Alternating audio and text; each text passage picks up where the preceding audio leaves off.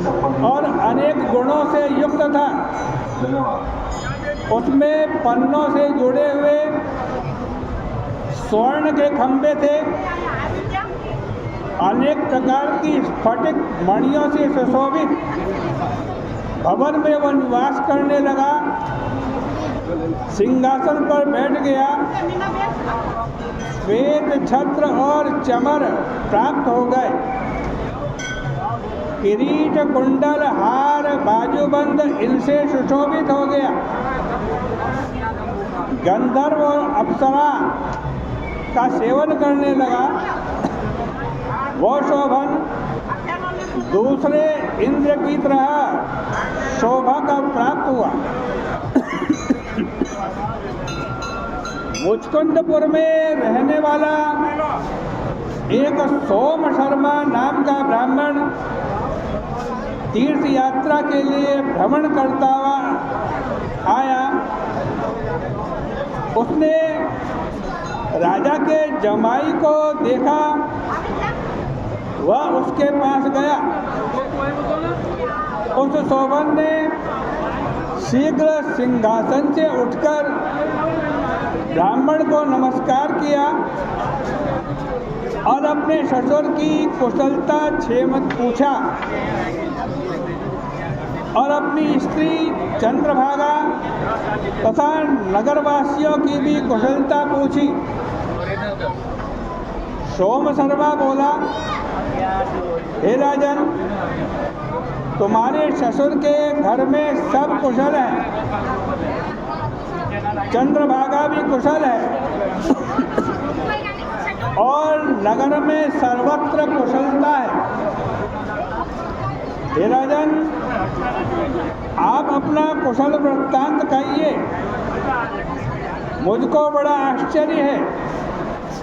मैंने ऐसा विचित्र नगर कभी नहीं देखा। हे राजन, यह आपको कैसे मिला, सो कहिए। शोभन बोला, कार्तिक कृष्ण पक्ष की एकादशी होती है। हे विजेंद्र,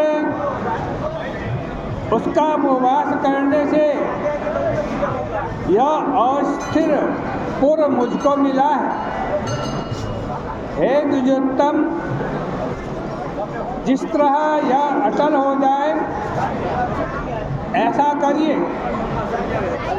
ब्राह्मण बोला, हे राजेंद्र, यह स्थिर क्यों नहीं है और अटल किस तरह से होगा, वह मुझसे कहिए, उसका निश्चय करूँगा। शोभन बोला, हे ब्राह्मण देवता, मैंने ये एकादशी का व्रत श्रद्धा पूर्वक नहीं किया, इसीलिए मैं इस नगर को अस्थिर मानता हूँ। इसके अटल होने का उपाय सुनिए। मुचकुंद राजा की सुंदर चंद्रभागा नाम की पुत्री है। उससे यह वृत्तांत कहिए, तब यह नगर स्थिर हो जाएगा। यह बात सुनकर के उस श्रेष्ठ ब्राह्मण ने सारा वृत्तांत चंद्रभागा से कह दिया। ब्राह्मण का वचन सुनकर चंद्रभागा आश्चर्य से प्रफुल्लित हो गई। ब्राह्मण से बोली, हे द्विज, जो तुम कह रहे हो यह वृत्तांत प्रत्यक्ष है अथवा स्वप्न है। सोम शर्मा बोला, हे पुत्री, तुम्हारे पति को मैंने महावन में अपनी आंखों से देखा है। चंद्रभागा बोली, हे ब्राह्मण देवता, मुझे उनका दर्शन कराइए। अपने व्रत का पुण्य देकर मैं उनके नगर को अटल कर दूंगी। जिस प्रकार हम दोनों का मिलाप हो जाए ऐसा उपाय कीजिए। बिछड़ों को मिलाना बड़ा भारी पुण्य है।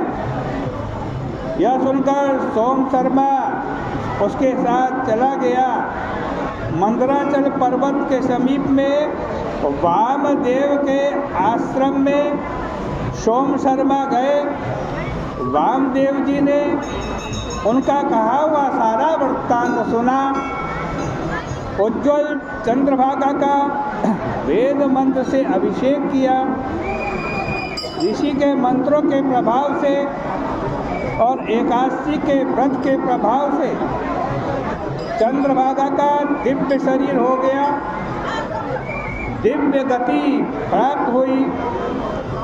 प्रसन्नता से प्रफुल्लित नेत्र किए हुए अपने पति के समीप में पहुंच गई। शोभन भी अपनी आई हुई स्त्री को देखकर बहुत प्रसन्न हुआ और उसे बुलाकर अपने बाईं तरफ बिठा दिया। वह चंद्रभागा अपने पति से प्रसन्न होकर के सुंदर वचन बोली, एकांत जो कुछ मेरे पास है उसको सुनिए। जब मैं पिता के घर में 8 वर्ष की थी तभी से मैंने एकादशी का विधि पूर्वक और श्रद्धा युक्त चित्त से व्रत किया है।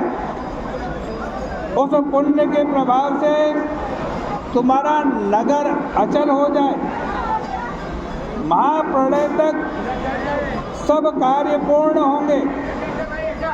हे राजन, इस प्रकार वह अपने पति के साथ आनंद से रहने लगी। वह दिव्य रूप होकर सुंदर आभूषणों से सुशोभित होकर सुख भोगने लगी। शोभन भी उसके साथ दिव्य रूप होकर विहार करने लगा। रमा एकादशी के व्रत के प्रभाव से वे मंदराचल के शिखर पर आनंद करने लगे। यह एकादशी चिंतामणि अथवा कामधेनु के समान है। हे राजन, जो यह रमा नाम की एकादशी तुम्हारे सामने कही, इसका जो व्रत करते हैं और जो दोनों पक्ष की एकादशी का व्रत करते हैं, निस्संदेह उनके ब्रह्म इत्यादि पाप नाश हो जाते हैं। जैसी एकादशी शुक्ल पक्ष में है वैसे ही कृष्ण पक्ष में ही है। दोनों में भेद नहीं समझना चाहिए। एकादशी का सेवन करने से मनुष्यों को सुख और मुक्ति मिलती है। जैसे काली और सफ़ेद दोनों गाय का दूध एक जैसा होता है, उसी प्रकार दोनों एकादशियों का व्रत एक जैसा होता है। जो मनुष्य एकादशी के व्रतों का महात्म्य सुनता है, वह सब पापों से छूट करके विष्णुलोक में आनंद करता है। इस प्रकार से श्री ब्रह्म वैवर्त पुराणे कार्तिक कृष्ण रमा एकादशी व्रत महात्म श्री कृष्णार्पणमस्तु। और कृष्ण कन्हैया लाल की जय।